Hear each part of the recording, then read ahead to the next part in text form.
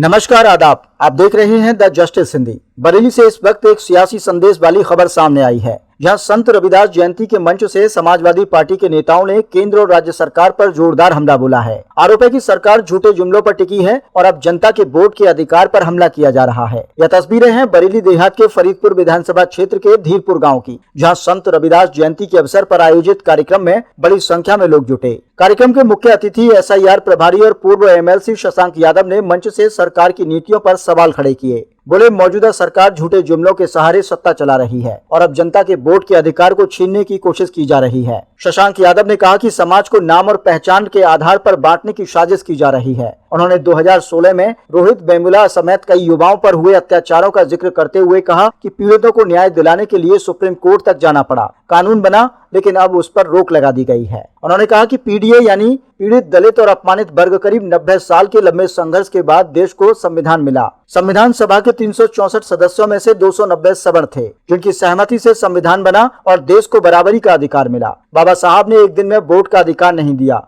इसके लिए लंबा संघर्ष हुआ। आज उसी अधिकार को खत्म करने की साजिश हो रही है। शशांक यादव ने कहा कि कॉरपोरेट की तलवार पूरे देश पर चल रही है, नौकरियां खत्म हो रही और युवाओं का भविष्य अंधकार में धकेला जा रहा है। कार्यक्रम के आयोजक और पूर्व विधायक विजयपाल सिंह ने भाजपा सरकार पर हमला बोलते हुए कहा कि मौजूदा शासन में दलितों और कमजोर वर्गों पर अत्याचार बढ़े हैं।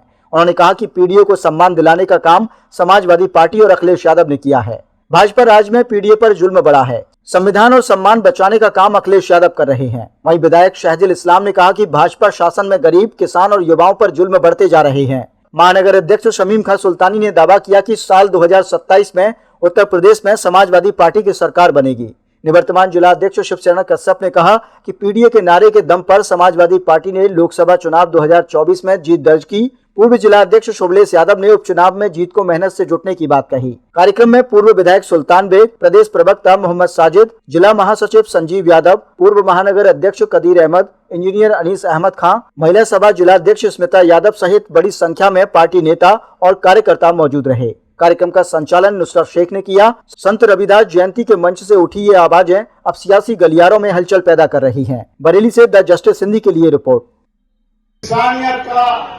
इंसानियत को रौंदा जाता है तो भगवान की तरफ से कोई न कोई समाज सुधारक पैदा किया जाता है। इन्हीं महान आत्माओं में से एक रविदास जी भी थे।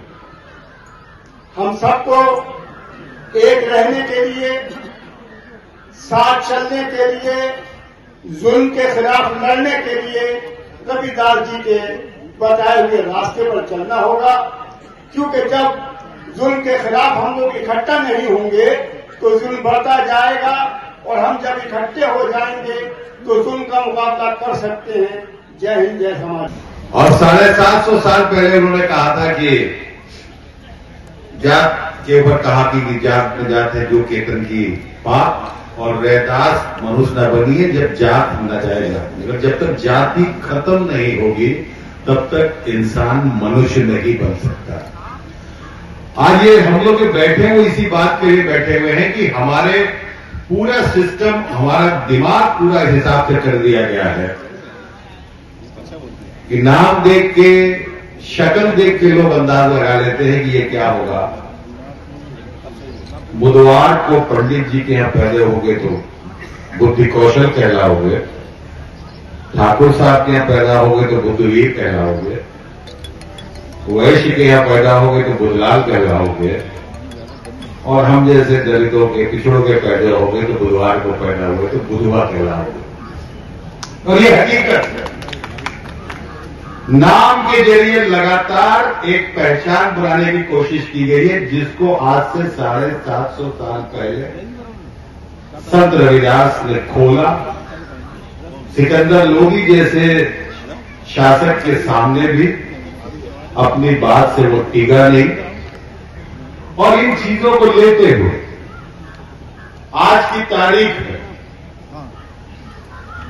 जो मैंने कहा था कि माताओं बहनों से मैं बात करूंगी, और जितनी देर ये हो रही है यूजीसी की बिल की बात चल रही है, तो मेरी माताओं बहनों को जानना चाहिए। 2 माओं ने, रोहित वेमुला की मां और डॉक्टर प्रदीप तड़वी, MBBS पायल तड़वी, वो बॉम्बे मेडिकल कॉलेज में महिला थी, और दोनों लोगों उनकी ही बिरादरी के आधार पर, दोनों अनुसूचित जाति की थी, दोनों रैदास समाज से थे, और इतना ज्यादा तंग किया जाति के आधार पर, उनके इंटरव्यू में नंबर कम किए गए, उनको जो उनके बॉस थे, जो उनके डायरेक्टर्स थे, वो तंग करते थे, उनकी दोस्तें तंग करती थी जाति का नाम लेकर। 2016 में रोहित वेमुला ने आत्महत्या करी, 2019 में पायल तड़वी ने आत्महत्या करी। फिर ये दोनों माताएं मिलती है, पूरे देश में हल्ला मचता है कि बिरादरी के नाम पर आज भी स्कूलों में भेदभाव हो रहा है। तब वो दोनों माएं मिलकर सुप्रीम कोर्ट जाती हैं और एक गुजारिश करती हैं कि हमने तो अपने बच्चे खो दिए, लेकिन जो दूसरी माएं हैं उनके बच्चे को जाति के आधार पर भेदभाव नहीं होना चाहिए। तब सुप्रीम कोर्ट ने निर्देश दिया कि जो कानून बना हुआ है वो कायदे का कानून नहीं है, आप बेहतर कानून बना के लाइए। सुप्रीम कोर्ट के डायरेक्शन के आधार पर यह यूजीसी का कानून बना। ये बात तो मैंने यहां तक कह दी। अब दूसरी बात कह रहा हूं, फिर दिमाग लगा रहा हूं। एक दिक्कत होती है, जो हमारा पिछड़ा दलित या अल्पसंख्यक है, पीडीए आप कह रहे हो, ईमानदारी की बात यह है, मेरी डेफिनेशन अगर कोई पूछे तो मैं कहता हूं कि जो पीड़ित है, जो दमित है, जो दबाया गया है और जो अपमानित है, पीडीए उनका नाम है। ये बात दीगर है कि जब इनकी गिनती की जाती है तो 95% बेचारे शेड्यूल कास्ट, बैकवर्ड और माइनॉरिटी के लोग ही पीड़ित है, दमित है और अपमानित है, जिनकी आवाज हम उठाना चाहते हैं। लेकिन एक दिक्कत है, सुप्रीम कोर्ट ने आपको बैकवर्ड ऐसे ही नहीं कह दिया। शैक्षणिक और सोशल, सामाजिक और शैक्षणिक आधार पर जो बैकवर्ड है वो पिछड़ा माना जाता है। अब ये शब्द तो बड़ा खूबसूरत है, सामाजिक और शैक्षणिक आधार पर जो पिछड़ा है उसको हम, और बाबा साहब ने इसका प्राविधान किया। मजे की बात आप ये देखो कि जब आजादी की लड़ाई थी, उस 90 साल के स्वतंत्रता संग्राम सेनानी जो रहे, हजारों लोग शहीद हुए।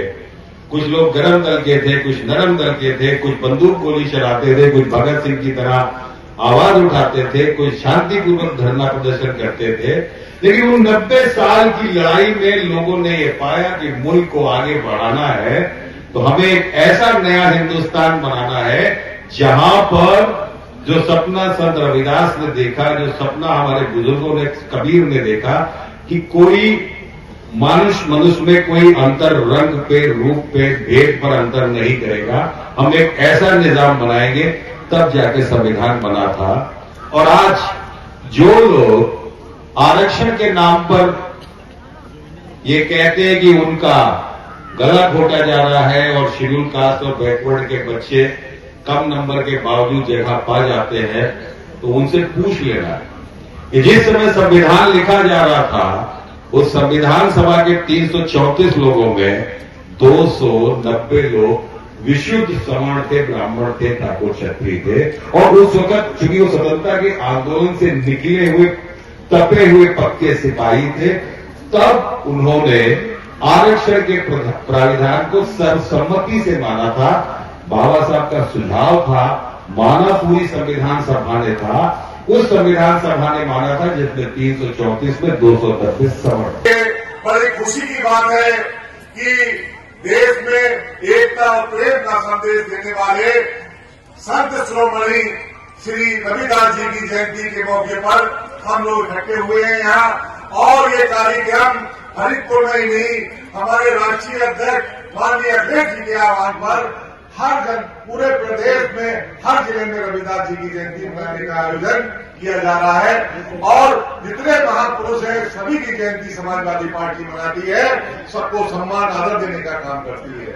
समाजवादी पार्टी चाहती है कि देश में एकता आना चाहिए, समानता आना चाहिए, सबको रोजगार मिलना चाहिए, सबको हिस्सेदारी, भागीदारी मिलना चाहिए। दुर्भाग्य की बात है कि प्रदेश में लगातार 2 बार से समाजवादी पार्टी की सरकार बनी हुई है और किस तरह से जनता का उत्पीड़न और शोषण हो रहा है। किसान दिन पे दिन पिछड़ता हुआ जा रहा है। आज किसान की स्थिति सबसे ज्यादा खराब हो चुकी है। इसी तरह से आप लोग देख रहे हैं कि उत्तर प्रदेश में भारतीय जनता पार्टी के लोगों ने जनता को भ्रमित करके अपनी सरकार बनाने का काम किया, झूठे वायदे करके सरकार बनाने का काम किया। आज तक उन्होंने कोई भी वायदा जो आपसे किया है पूरा करने का काम नहीं किया है। नौकरी वो खा गए और आरक्षण के लिए समाप्त करने की योजना है, संविधान बदलने की इनकी इच्छा है।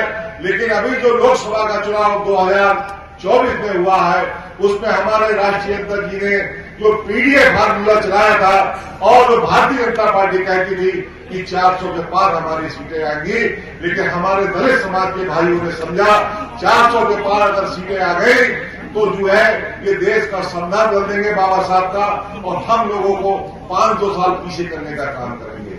उसी के तहत आज पूरे प्रदेश में 80 एमपी बनते हैं, लेकिन 80 एमपी बनते भारतीय जनता पार्टी कहती थी हम 75 एमपी जीत के आएंगे। लेकिन हमारे दलित भाइयों ने बड़ा सूझबूझ से काम लिया और आप सब लोगों ने हमारे जो प्रत्याशी नीरज मौर्य थे उनके लिए वोट देके यहाँ से सांसद बनाने का काम किया। इसी तरह पूरे प्रदेश में 43 एमपी समाजवादी पार्टी के जीत के आए हैं और बीजेपी के बाद 32 एमपी जीत के आए हैं जो 75 एमपी का वायदा कर रहे हैं। इसका श्रेय पूरा का पूरा हमारे दलित समाज के भाई को जाता है। हमारे राष्ट्रीय अध्यक्ष जी ने कहा था, कई बार मीटिंग कहा, हम लोगों से व्यक्तिगत रूप से भी कहा कि दलित समाज पार्टी जोड़ना चाह रहा है और जो 43 सीटें पार्लियामेंट की जीत के आई हैं इसमें दलित समाज के भाइयों का भी बहुत बड़ा हाथ है।